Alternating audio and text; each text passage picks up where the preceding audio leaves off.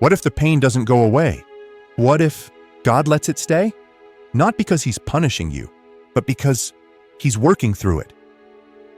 That's what happened to Paul. He didn't just have a bad day. He was beaten, betrayed, locked in prison, and still he chose to worship.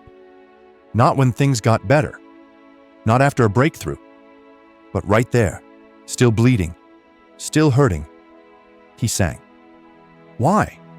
Because when God didn't take the pain, He gave him something else. Grace. The kind that makes you stand when you should have collapsed. The kind that whispers, I'm still here. So maybe the question isn't, why am I suffering? Maybe it's, what is God building in me through this? Why Paul still stands.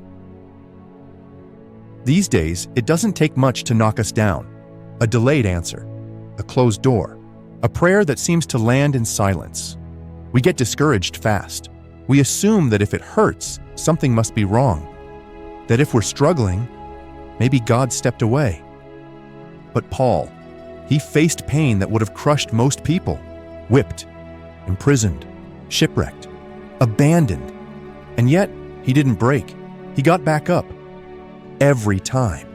This is the same man who once hunted believers, and somehow became the one who suffered most for Christ. What happened? He encountered Jesus. And after that, pain wasn't just pain.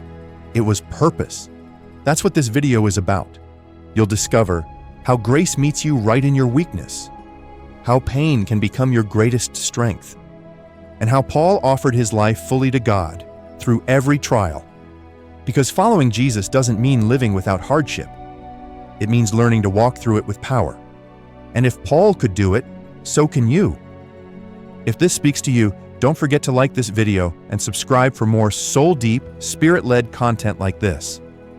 Let's walk through the fire together. 1. The thorn is not your enemy. You asked God to remove it, but He left it to reveal something greater. Paul had a thorn in the flesh. And no, he didn't call it a challenge. He didn't minimize it. He didn't pretend it didn't hurt. He called it torment.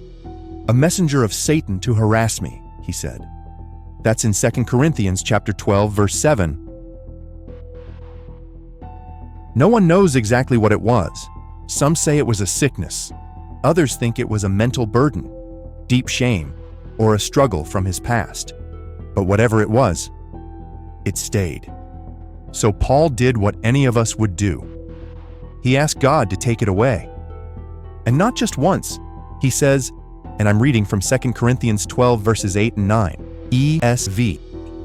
3 times I pleaded with the Lord about this, that it should leave me. But He said to me, my grace is sufficient for you, for my power is made perfect in weakness. Think about that. The man who healed others, the man who cast out demons, the man who saw visions of heaven, could not get God to remove his own thorn. Why? Because grace was doing something the miracle couldn't. You see, Paul didn't need a change in circumstance. He needed a change in perspective. God wasn't punishing him. He was positioning him to rely less on self and more on the power that only shows up when your strength runs out. That's why Paul says in verse 9, therefore I will boast all the more gladly of my weaknesses, so that the power of Christ may rest upon me. That word rest in Greek, it means to dwell, to cover like a tent. God's power literally covers the space your strength can't reach. Let me ask you something. What if the thing you've been begging God to remove is the very place where He plans to meet you? What if the thorn you resent is actually the altar where grace comes alive? We live in a world that tells you to eliminate pain at all costs, to run from discomfort, to hide your weakness. But Paul did the opposite. He embraced it. He exposed it. He even boasted in it, because he knew what breaks you might just be what builds you. The thorn was not his enemy. It was a holy teacher, a daily reminder that without God, he's limited.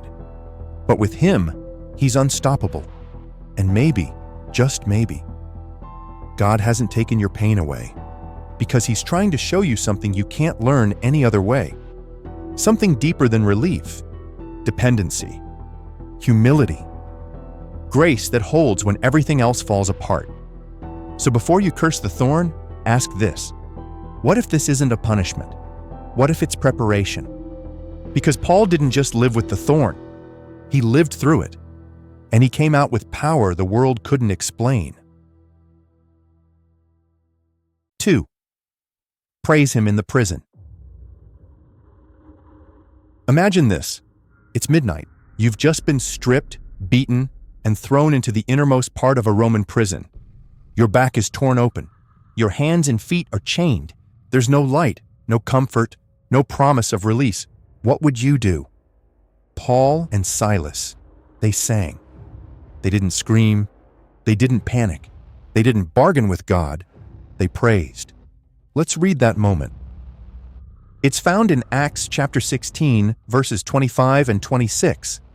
That's Acts 16, verses 25 and 26 from the ESV. About midnight, Paul and Silas were praying and singing hymns to God, and the prisoners were listening to them. And suddenly there was a great earthquake, so that the foundations of the prison were shaken. And immediately all the doors were opened, and everyone's bonds were unfastened. Did you catch that? The earthquake didn't happen after they were rescued. The chains didn't fall because they were comfortable. It all happened while they were still praising in pain. That's not emotional hype. That's spiritual authority. Because worship, real worship, doesn't come from good circumstances. It comes from a clear revelation. God is still worthy, even here, even now, even in chains. Most people wait to worship after they're delivered. But Paul and Silas worshiped before. They didn't wait for the breakthrough. They worshiped in the breakdown.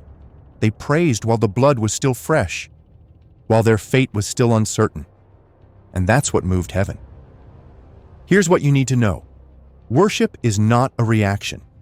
It's a weapon. It breaks things in the spirit before anything changes in the natural. It shakes foundations that fear cannot. It unlocks what human effort never could. And the results?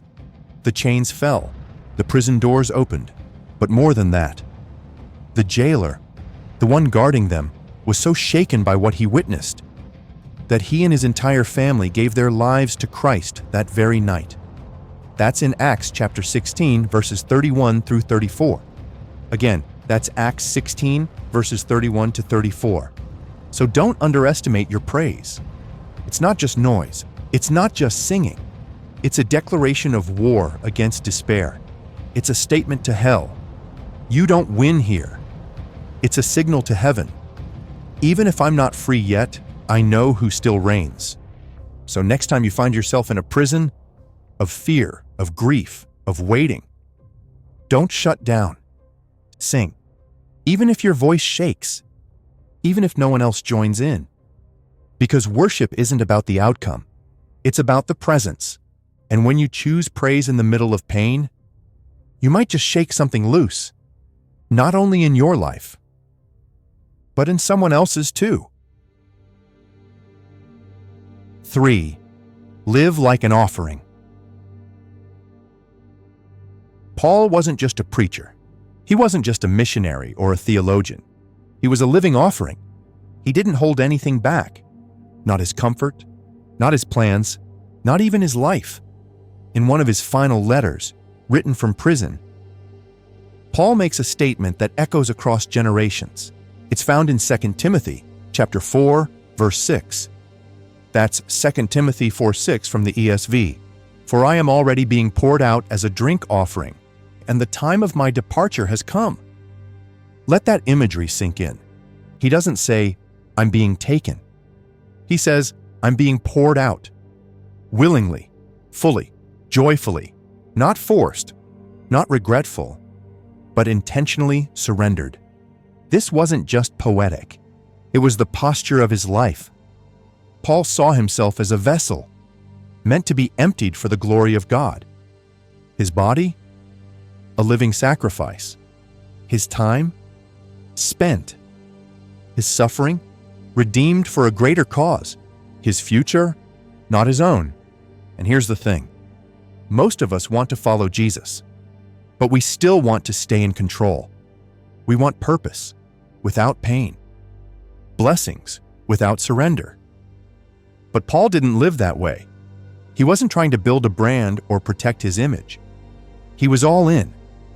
In Romans chapter 12, verse 1, that's Romans 12:1, ESV, he writes, I appeal to you therefore, brothers, by the mercies of God, to present your bodies as a living sacrifice, holy and acceptable to God, which is your spiritual worship. Did you catch that? Worship isn't just a song. It's surrender. It's laying down your preferences, your comfort, your desire to be understood, even your dreams if God calls you to something deeper. That's what Paul did. He wasn't addicted to the spotlight. He wasn't afraid to die nameless, in chains, in Rome. As long as the name of Jesus went further than his own. And ironically, because he gave up everything, he left behind more than anyone who tried to keep everything. Half the New Testament came from a man with no home, no platform, no followers, but with complete surrender. So let me ask you, are you following Christ for what he gives? Or are you willing to follow him into the unknown, even when it costs you everything? Because at some point, faith isn't just about believing in Jesus. It's about becoming like him. And that always involves the cross. Not just once, every day. Here's the truth Paul shows us. You don't find power by holding on. You find it when you let go, when your life becomes the offering. That's when grace flows through you, without limit. Where grace takes over.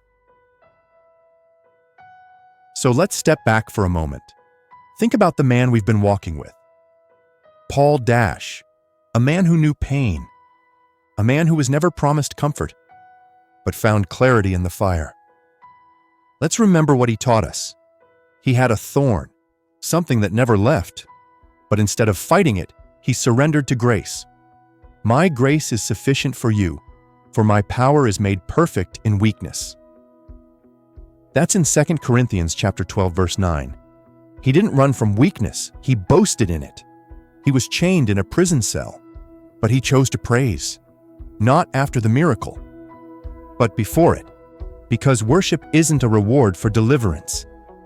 It's a weapon of endurance, and he lived his life like an offering, not clinging to safety, not chasing applause, but pouring himself out, fully and freely. For one name alone, Jesus. He didn't need the pain to stop in order to stand strong. He just needed the presence of God. And so do you. Maybe right now your thorn hasn't been taken away. Maybe your prison door hasn't opened. Maybe you're walking through something no one sees. But grace is still available, right here, right now. Don't settle for survival when you were made to walk in strength. This message wasn't just for Paul, it's for you.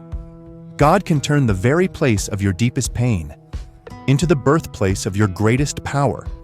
But you have to decide, will you praise even in the dark? Will you surrender even when it still hurts? Will you trust even without the answer? Because that's where real faith lives. And now, if this message has stirred something in you, don't let it pass. Like this video if it spoke to your heart. Subscribe if you're ready to go deeper in your walk with God. And whatever you do, don't stop here. This is only part of the journey. The next step, Job's faith in suffering, a lesson in endurance. In that video, we'll explore the story of a man who lost everything, but chose to stay faithful. We'll walk through silence, through unanswered questions, through the long nights when heaven seems quiet, and learn how not to give up. Because faith is not a feeling. It's the decision to keep walking, even when nothing makes sense. Click that next video. Don't scroll past your breakthrough. Don't miss the wisdom your suffering is trying to unlock. God's not done. Grace is still writing your story, and your prison might just be the place he sets someone else free.